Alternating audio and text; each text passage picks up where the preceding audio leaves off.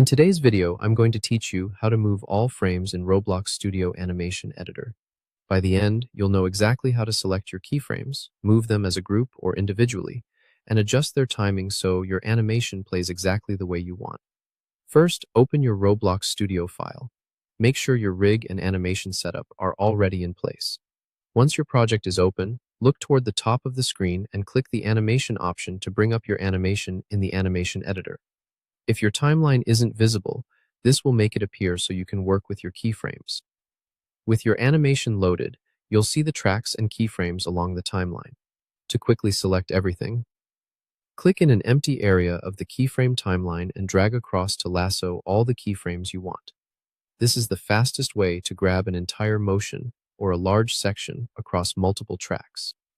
If you don't catch everything on the first try, just drag again until everything you need is highlighted. Zooming in or out on the timeline can make the selection easier, especially for longer animations. If you want to be more precise, select only what you need. Click one keyframe to start, then hold Control on Windows or Command on macOS, and click additional keyframes to add them to your selection. This approach is great when you only want to adjust certain body parts or a specific section of your motion without affecting the rest. If you select something by accident, keep holding Control or Command and click it again to remove it.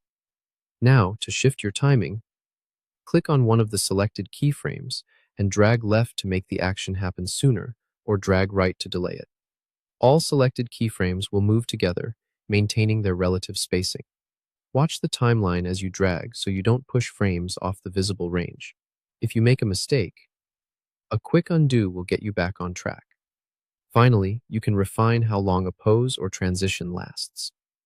On either side of a keyframe, click and drag the small horizontal handle to extend its duration. Lengthening it increases the time before the next change, creating a slower, smoother transition. Shortening it makes the motion snappier and more immediate. Use this to balance timing across different parts of the rig so everything feels cohesive. And that's it. Open your file, load your animation, select the keyframes you need, move them as a group or individually, and adjust durations to fine-tune the pace.